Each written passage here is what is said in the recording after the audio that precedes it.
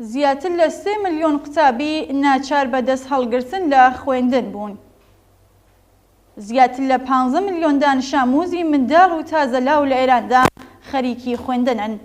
ئەمانە بەشێکیان لەو زیاتر لە 20 ملیۆن منداڵ و تازەلاوانن کە توانیویانە بچنە قوتابخانە. شەهلا کازمی پور کۆمەڵناز وتوویەتی کە بەپێ ئامارە دەوڵەتیەکان نزیکەی 30% ئەم جەمعیەتە لە ئەم ساڵدا دەستیان لە خوێندن هەڵگرتووە.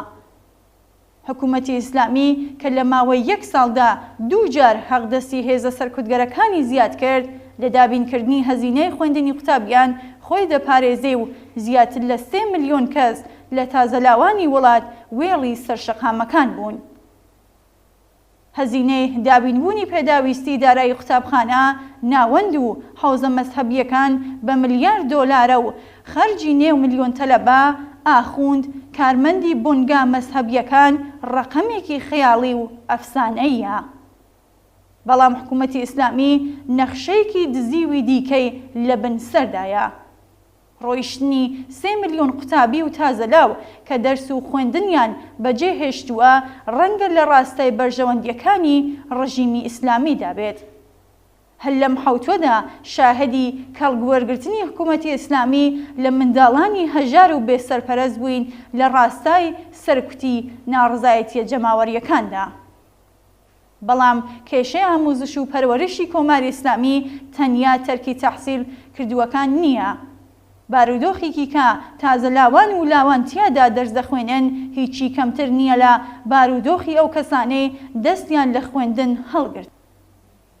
لە ماوەی 14 ڕابردوودا زاڵبوون بەسەر بواری ئاموزش و پەروەرشدا بەردەوام یەکێک لە کێشەکانی ڕژیم بووە بۆ زاڵبوون بەسەر ئەم بوارەدا و بەرگرتن لە شکستی دین لە بەرامبەر زانستدا قوتابخانەی کردووەتە مەکتەبی ئاموزشی مەزهەب، خورافات و مەکتەبی لەبەرکردنی تووتی ئاسا.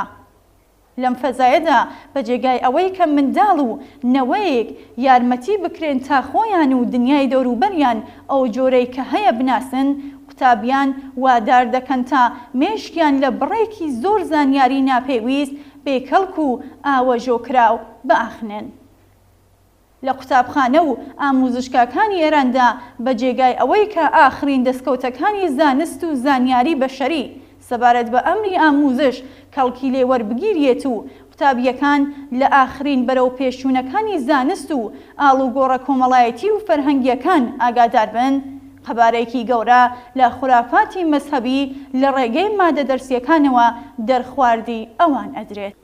قوتابیان لە هەمان ساڵەکانی سەرەتای یەکەمی خوێندن و قوتابخانەوە دەبێ فەنی نوێژکردن و ڕۆژوگرتن فێر بن و لەگەڵ پەند و تەوسیە ئەخلاقیەکانی پەیغەمبەران و ئیمامەکان ئاشنا بن.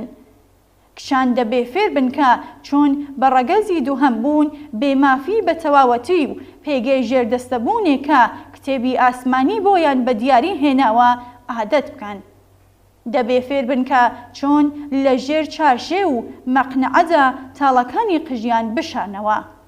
وشیارترین و خاوەن تواناترین قوتابی دەبێ ببێتە حافزی قورئان.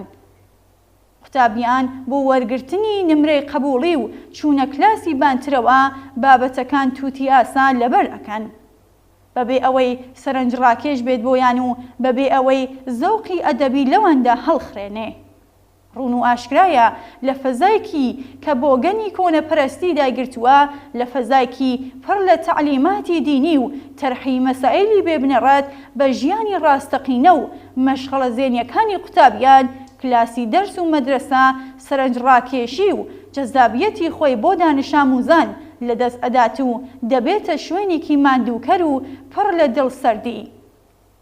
یەکێک لە هۆکارەکانی دەست لە خوێندن هەڵگرتنی لاوان بێژگە لە هەژاری ماڵی هەر ئەم ڕاستیەیە.